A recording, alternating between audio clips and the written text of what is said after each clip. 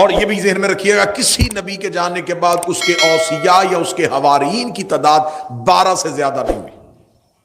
موسیٰ کے جانشین 12 تھے، نقبہ موسیٰ 12 تھے، جناب عیسیٰ کے حواریین 12 تھے، ہر نبی کے تعداد 12 تک مقید ہوئی۔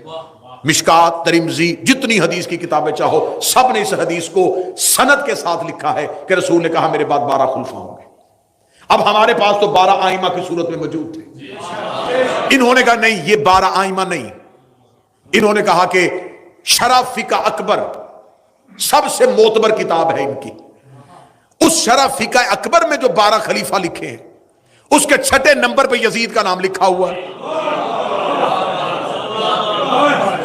یعنی کہ خلافت کمزور ہوتی ہوتی اتنی کمزور ہو گئی کہ 6 نمبر پہ یزید آ گیا، امامت ابھرتی ابھرتی اتنی مضبوط ہو گئی 30 نمبر پہ حسین آ گیا۔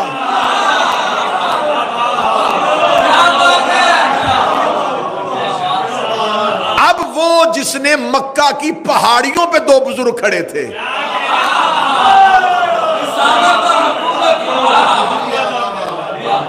اب یہ جو 2 ہیں یہ 2 نظریات کے نمائندے ہیں، ایک حکومت کا نمائندہ، ایک رسالت کا نمائندہ۔ اب اس نے جب حاکم شام مرنے والا تھا تو اس نے 4 لوگوں کو بلایا شام اپنے پاس، اس میں سعید بن عاص کو بلایا، حسین بن نمیر کو بلایا، ضحاک ابن قیس کو بلایا۔ اس نے کہا کہ میں اپنے بعد اپنے بیٹے یزید کو حاکم بنانا چاہتا ہوں، کوئی رستہ اختیار کرو، کیونکہ یہ انتہائی بد کردار تھا۔ تو انہوں نے کہا کہ اس کی حکومت کو لوگ تسلیم نہیں کریں گے، ہم اگر جس طرح تیری حکومت ہم نے بزور پیسہ بزور درہم و دینار منوائی تھی نا، اگر ہم خزانوں کے منہ کھول بھی دیں تو 4 ایسے لوگ ہیں جن سے شدید خطرہ ہے۔ میں یہ تاریخ پڑھوں، اور میں نے پہلی مجلس میں کہا تھا کہ تاریخ کا مسلک نہیں ہوتا، تاریخ کسی فرقے سے نہیں ہوتی۔ انہوں نے کہا کون؟ انہوں نے کہا ایک حسین ابن علی، عبداللہ ابن عمر، عبد الرحمن بن ابی بکر اور عبداللہ ابن زبیر، کسی طریقے سے ان کو لالچ میں لو۔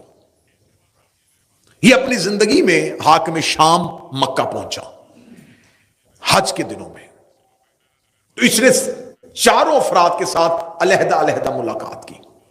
اب جو تاریخ ابو الفدا، روضۃ الاحباب، یعنی کہ اہل سنت تواریخ سے میں پڑھ رہا ہوں، جو سب سے پہلی ملاقات اس نے کی وہ عمر کے بیٹے عبداللہ سے کی، عبداللہ ابن عمر سے۔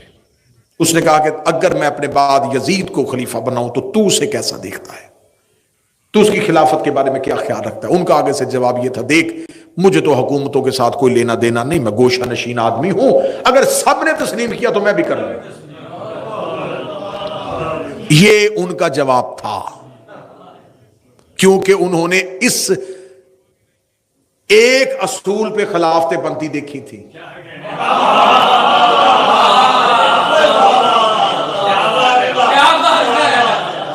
کہ اگر جمہور تسلیم کر لیا جائے تو تسلیم کر لیا جاتا ہے۔ جیسا کہ ایک خلیفہ نے اپنے باپ کو خط لکھا تھا، مبارک ہو میں مسلمانوں کا خلیفہ بن گیا ہوں، تو اس نے کہا تھا کہ کیا ہاشمی دنیا سے چلے گئے؟ ہاں یہ خط کتابوں میں موجود ہے۔ اس نے کہا ہاشمیوں کے ہوتے ہوئے تمہیں خلافت کس نے دی؟ اس نے کہا اس لیے کہ میں عمر میں بڑا تھا۔ باپ نے کہا پھر میں آ جاؤں، میں تو تیرا بھی باپ ہوں۔ اب یہاں یہ اصول بن گیا تھا کہ خلافتیں اس بنیاد پہ بنتی ہیں، بڑے ہونا، رشتہ داری کی بنیاد۔ یہ اللہ کے خلیفہ ہونے کی نشانیاں دیکھیں، ظلم اور ستم دیکھیے گا تاریخ کا۔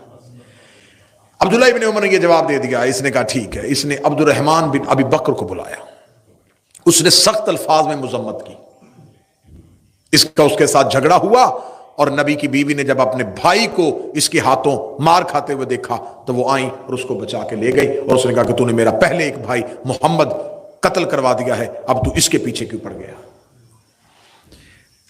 تیسری اس نے ملاقات کی حسین ابن علی سے، مولا حسین ابن علی سے کہا دیکھیے حسن نے میرے ساتھ شرائط طے کی تھی، مولا نے فرمایا تم نے اس پہ عمل نہیں کیا۔ اس نے کہا میں نے خاطر خواہ عمل کیا ہے، میں چاہتا ہوں کہ میرے بعد میرا بیٹا یزید تخت پہ بیٹھے۔ مولا امام حسین اس کی طرف دیکھ کے کہنے لگے یہ پہلی شرط کی نفی ہے۔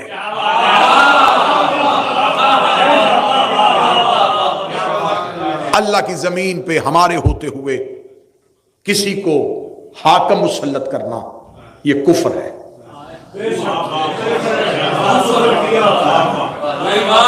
حسین ابن علی کا دشمن مورخ، دشمن، میں نے متعصب ترین مورخ اٹھا کے دیکھے، تبری جیسے لوگ اٹھا کے دیکھنے، ابن خلدون جیسے لوگوں کو اٹھا کے پڑھا ہے، تاریخ الخلفاء میں جلال الدین سیوطی کو اٹھا کے پڑھا ہے، انہوں نے کہا چاروں میں سے سب سے جاندار جواب حسین ابن علی کا تھا،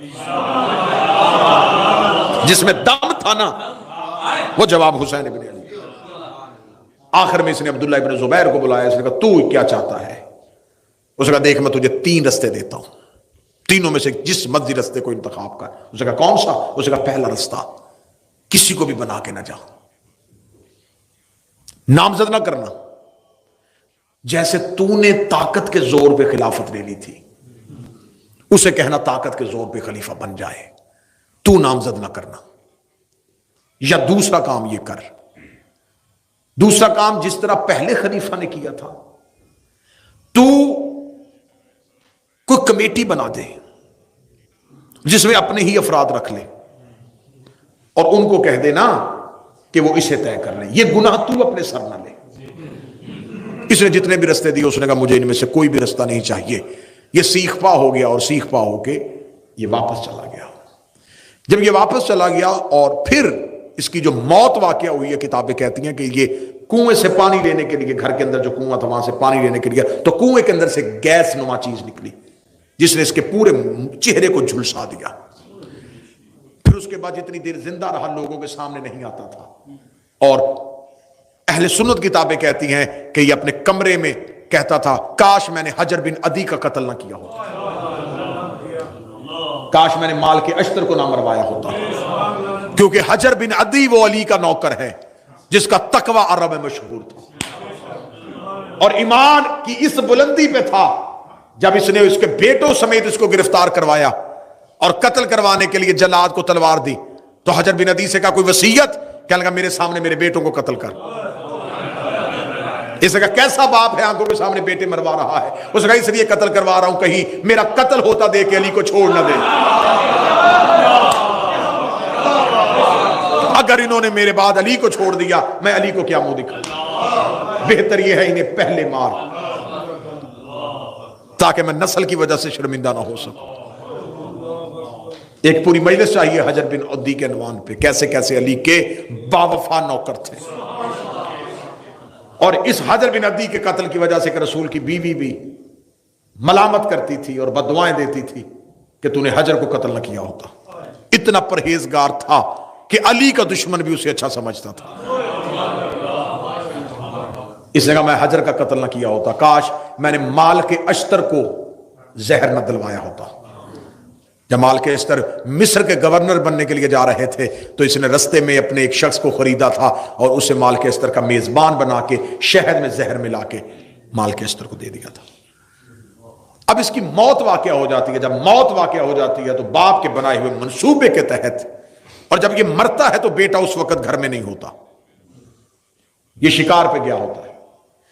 وہ جن لوگوں کو اس نے بلایا ہوا تھا نا، ضحاک بن قیس اور حسین بن نمیر اور سعید بن عاص، یہ جلدی جلدی لوگوں کو اعلان کر دیتے ہیں کہ حاکم شام مر گیا ہے، اور وہ اپنی زندگی میں وصیت کر کے گیا تھا کہ میرے بعد میرے بیٹے یزید کی بیعت لے لینا، اور اس کے واپس آنے تک ہم اس کی بیعت لیتے ہیں۔ جب انہوں نے بیعت لینی شروع کر دی تو اب جہاں جہاں اس کے گورنر بیٹھے ہوئے تھے حاکم شام کے، ان کو ایک مراسلہ بھیج دیا گیا کہ جہاں جہاں بھی بیٹھے ہو یہیں پہ تعینات رہو اور لوگوں سے یزید کے ہاتھ پہ بیعت لو۔ جب انہوں نے یزید کی بیعت کروانی شروع کر دی تو اب ایک مراسلہ مدینے پہنچا ہے اور مدینے کے گورنر ولید بن عقبہ ملعون کو کہا گیا ہے کہ تم حسین ابن علی سے بیعت لو۔ اب یہاں سے میں تاریخ کا ایک اگلا رخ لوں گا جہاں سے کل کی میری گفتگو جناب مختار پہ آ کے رک جائے گی، اور بڑی مفصل انداز سے میں جناب مختار پڑھوں گا مورخ کا مختار پہ لگایا ہوا الزام، جس مورخ نے جیسے جیسے مختار پہ الزام لگائے وہ الزامات کی پڑتال کی جائے گی. جناب مختار کے بارے میں کس کس امام نے کیا کیا حدیث کہی تھی، جناب مختار نے کیسے انتقام لیا تھا، کس کی دعا سے مختار پیدا ہوا تھا، کس کی گود میں مختار جوان ہوا تھا، یہ سارے معاملات. لیکن آج کی مرحلے پہ اگر آپ سن رہے ہیں نا تو میری بڑی کوشش اور خواہش ہمیشہ یہ ہوتی ہے کہ جو موضوع میں پڑھوں اگر سامعین اس میں متوجہ ہوں تو کچھ موضوع سوال چھوڑ جاتے ہیں، لیکن آپ کا سوال نہ پوچھنا اس بات کی دلیل ہے کہ آپ صرف مجلس سمجھ کے سن رہے ہیں، کیونکہ 1 گھنٹے میں یا 45 منٹ کے تمام چیزوں کو کور کرنا مشکل ہو جاتا ہے، سوالات تو ادھورے رہ جاتے ہیں. اب جو کوفہ کی حالت تھی وہ میں نے آپ کے سامنے کل پوری مفصل انداز سے پڑھ دی کہ کوفہ 3 طبقوں میں تقسیم ہو چکا تھا. سارا کوفہ بے وفا نہیں تھا. کوفہ میں سلیمان بن سرد خزائی، ہانی بن عروہ، مختار سقفی، حبیب ابن مظاہر، مسلم ابن اوسجا، عابس شاکری، یہ کردار ابھی کوفہ میں موجود ہے.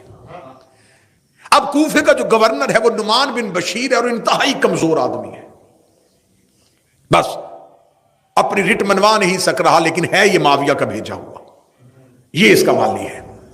اب کوفہ میں امام حسن کی شہادت کے بعد علی کے شیعوں نے سر اٹھانے شروع کر دیے. جب سر اٹھانے شروع کیے تو یہاں پر ایک کردار ہمیں تاریخ میں ملتا ہے، سلیمان بن سرد خزائی.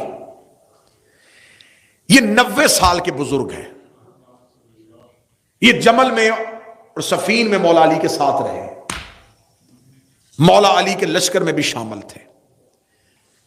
یہ اپنے گھر میں ہیں اور جب انہیں پتہ چلتا ہے کہ معاویہ مر گیا ہے اور اسے اپنے بیٹے یزید کو تخت پہ بٹھا دیا ہے تو کوفے کے لوگ سلیمان کے گھر اکٹھے ہو جاتے ہیں اور سلیمان کے گھر میں اکٹھے ہو کے کہتے ہیں کہ ہم کسی صورت میں یزید کی بیعت نہیں کریں گے. خوف اس کا تھا، وہ دنیا سے چلا گیا، اب یزید کو کم از کم تسلیم نہیں کیا جائے گا. سلیمان کہتا تم کیا چاہتے ہو؟ وہ کہتے ہیں کہ ہم چاہتے ہیں کہ حسین ابن علی کو بلایا جائے. آج کی مجلس میں ایک انتہائی ایک ایسا اہم نقطہ جس پہ مدت سے شیعت بھی پریشان طریقے سے کھڑی ہے کہ آخر کوفے کے بے وفاؤں نے حسین کو خط لکھے تھے. بے وفائی کسی اور نے کی تھی، خطوط کہیں اور سے گئے تھے. آج میں تاریخ کا ایک دھوکہ آپ کو سنانے لگا ہوں. سلیمان بن سرد انتہائی عارف علی کا صحابی تھا، 90 سال عمر ہو، زمانے کے اتار چڑھاؤ دیکھے ہوں، کوفہ بنتا دیکھا ہو، قبیلوں کے ساری. سلیمان نے کہا کہ مجھے تم پہ اعتبار نہیں ہے. جیسے تم لوگ علی آئے ہوئے تھے کوفہ، حسن موجود تھے مدائن میں، تو مجھے کیسے یقین ہو کہ تم لوگ باقاعدہ صف بندی کر کے حسین کا ساتھ دو گے. کوفے کے لوگوں نے قسمیں کھانی شروع کی، تلواریں اٹھا لی، انتہائی جذباتی تقریریں ہوئیں سلیمان کے گھر میں. سلیمان نے کہا دیکھو یہ جذبات وقتی ہیں اور انسانی فطرت ہے کہ انسان کوئی حادثہ سنتا ہے تو وقتی طور پہ بڑا جذباتی ہوتا ہے اور بعد میں جیسے جیسے نتیجہ قریب آتا ہے تو ویسے ویسے جذبات ٹھنڈے پڑ جاتے ہیں. سلیمان نے کہا یہ جذبات کا معاملہ نہیں، حجت کا ساتھ دینا ہے، امام کا ناصر بننا ہے. ناصر بننے کے لیے تمہیں کیا کرنا پڑے گا. کوفے والوں پہ سلیمان لوگوں کے ہجوم پہ یقین نہیں کر رہے تھے. یہ کونے سے حبیب ابن مظاہر اٹھے، انہوں نے کہا سلیمان کوئی اور قیام کرے نہ کرے، میں قسم دیتا ہوں علی کی عزت کی، جب تک میرے بوڑھے بدن میں جان ہے میں اپنے خون کی آخری قطرے کو حسین پہ قربان کروں گا. حبیب کا جذبہ ہی سلیمان کے لیے بڑا تھا. ابھی سلیمان روتی ہوئی آنکھوں سے حبیب کو دیکھ رہے تھے، یا دوسرے کونے سے مسلم اوسجا اٹھ کے کھڑا ہو گیا، ادھر سے عابس شاکری اٹھ کے کھڑا ہو گیا، ادھر سے ہانی بن عروہ اٹھ کے کھڑا ہو گیا.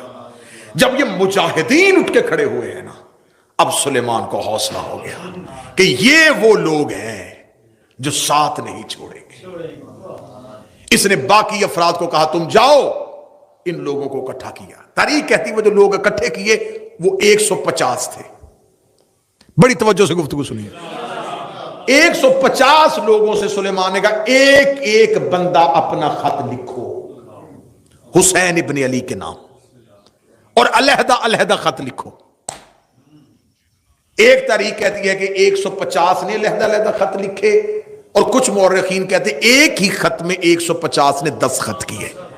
علیحدہ لکھے یا اکٹھے لکھے یہ طے ہے کہ 150 کی رضامندی شامل ہو گئی۔ ادھر سے امام حسین مدینہ چھوڑ چکے تھے۔ یہ ذہن میں رکھیے، جب حسین مدینہ چھوڑ کے آ رہے تھے اس وقت امام حسین نے ایک بھی اعلان نہیں کیا کہ میں کوفے جا رہا ہوں۔ امام حسین نے کہا تھا میں مکہ جا رہا ہوں، کیونکہ امام حسین کو ولید نے کہا تھا کہ میرے پاس 2 رستے یزید نے بھیجے ہیں، یا بیعت لے یا سر لے، اور میں آپ کے خون سے اپنے ہاتھوں کو رنگین نہیں کرنا چاہتا۔ امام حسین بیعت کرنا نہیں چاہتے تھے اور سر مدینے میں دینا نہیں چاہتے تھے، لہذا امام حسین نے ہجرت کر لی۔ ہجرت امام حسین نے جب کی تو امام حسین مکہ آ کے بیٹھ گئے۔ یہ مکہ میں امام حسین کا قیام جو ہے یہ 6 ماہ کا ہے، مسلسل امام حسین مکہ میں بیٹھے رہے، اور مکہ میں کسی اپنے دوست کسی نوکر کے گھر نہیں، جناب خدیجۃ الکبریٰ کے گھر میں رہے تھے، کیونکہ مکہ میں جناب خدیجہ کا محل تھا جس کی چابی حسین کے گھر میں پڑی ہوئی تھی۔ مولا امام حسین آ کے بیٹھ گئے مکہ میں، اور اب 150 لوگوں نے جب پتہ چل گیا نا، تو اب اگر یہاں علی کے شیعہ تیاری کر رہے ہیں تو معاویہ کے بھی ابھی لوگ باقی ہیں۔ ان میں کردار ہمیں تاریخ نے بتایا ہے مسلم ابن عمر یا مسلم بن حالی، یہ نام بتایا ہے۔ یہ یزید کا جاسوس تھا، اس نے یزید کو خط لکھا کہ یہاں سے سلیمان بن سرد خزائی کے گھر میں بڑے بڑے قبیلوں کے سرداروں نے اکٹھے ہو کے حسین ابن علی کو خط لکھا ہے۔ اس نے فوراً کہا کہ تم بھی ایسے کرو کہ اپنے لوگوں سے حسین کو خط لکھواؤ۔ اب دیکھیے گا، اب محمد بن اشعث جودہ کا بھائی، اور وہ اشعث جس نے مدائن میں مولا حسن سے دھوکہ کیا تھا، اس کا بیٹا، اس نے اپنے گھر میں لوگوں کو اکٹھا کیا، اور اکٹھا کر کے وہاں سے خطوط لکھے، جن خطوط کے آخر میں انہی لوگوں کا نام لکھ دیا جنہوں نے سلیمان کے گھر میں خطوط لکھے تھے۔ اب دیکھیے گا تاریخ میں دھوکہ کیسا ہوا ہے۔ جو سلیمان کے گھر میں شیعوں نے خطوط لکھے تھے، سلیمان نے کہا کہ کیونکہ امام کا پروٹوکول نہیں ہے کہ ہم قاصد بھیجیں، یہ امامت کی شان کے خلاف ہے کہ امام مکہ آئے ہوں اور ہم کسی قاصد کے ہاتھ اپنے خط بھیجیں۔ اٹھو اپنے اپنے خط لے کے مکے جاؤ۔ 150 لوگ خطوط کے ساتھ مکہ پہنچ گئے۔ مکہ میں امام حسین کو کوفہ کے تمام حالات سے باخبر کر دیا۔ مولا امام حسین نے تمام حالات کو دیکھنے کے بعد کہا کہ میں ابھی کوفہ نہیں جاؤں گا، میں بھیجتا ہوں مسلم کو، تم پہلے مسلم کے ہاتھ پہ میری بیعت کرو۔ اب مولا امام حسین نے جب کہا نا کہ مسلم آئیں گے، مسلم بیعت لیں گے، ان مسلم کے بعد میں آؤں گا، انہوں نے فوراً پہنچے کوفہ میں، انہوں نے کوفہ میں جا کے اعلان کروایا حسین کے سفیر آ رہے ہیں۔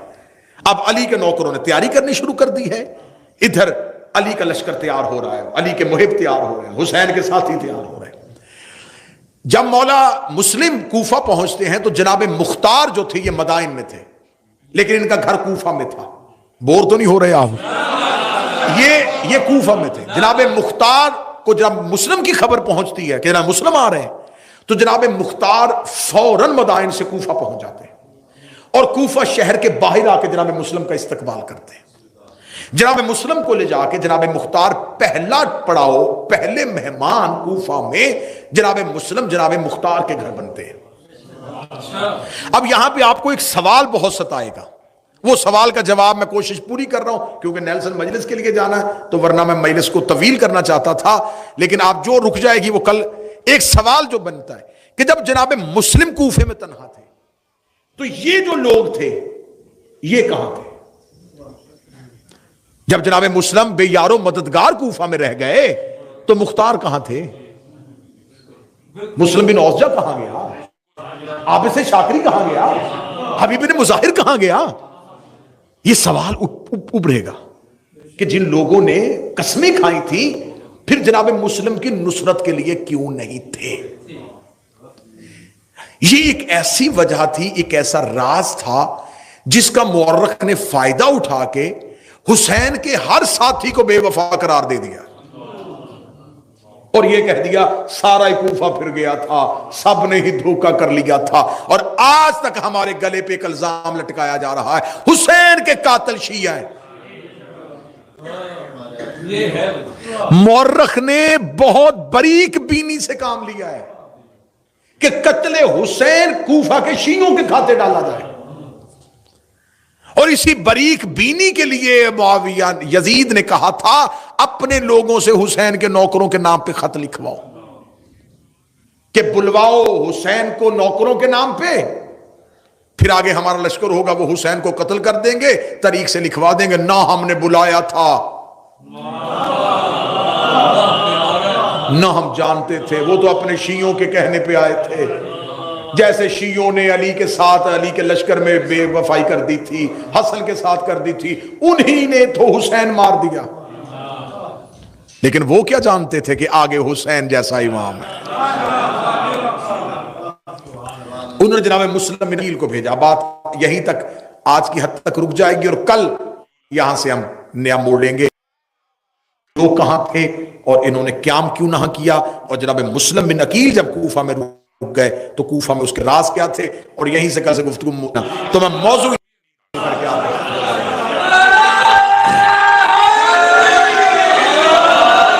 لیکن آپ نے یہ قتل ہمارے کھاتے میں ڈالا کہ امام حسین کو قتل شیعوں نے کیا تھا، لیکن تمہاری بدبختی نے تمہارا ساتھ پھر نہیں چھوڑا، تمہاری قسمت نے تمہارا ساتھ نہیں دیا، بدبختی نے ساتھ نہیں چھوڑا کہ تم نے لکھ دیا کہ حسین کے قاتل جو تھے وہ عمر ابن سعد تھا، وہ حسین بن نمیر تھا، وہ محمد بن اشعث تھا۔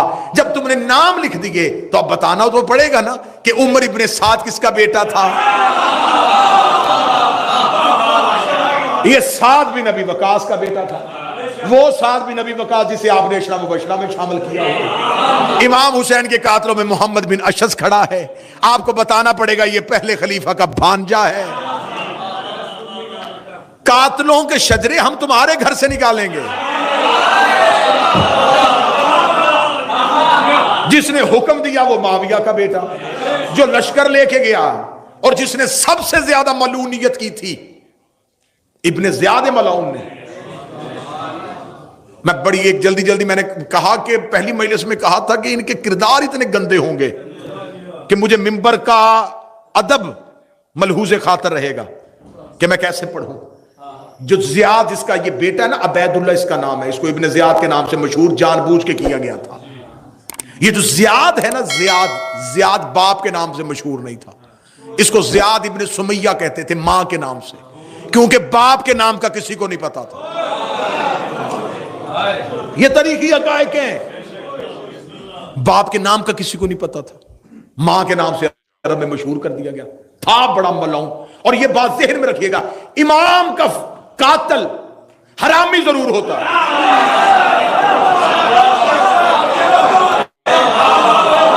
یہ بات طے ہے۔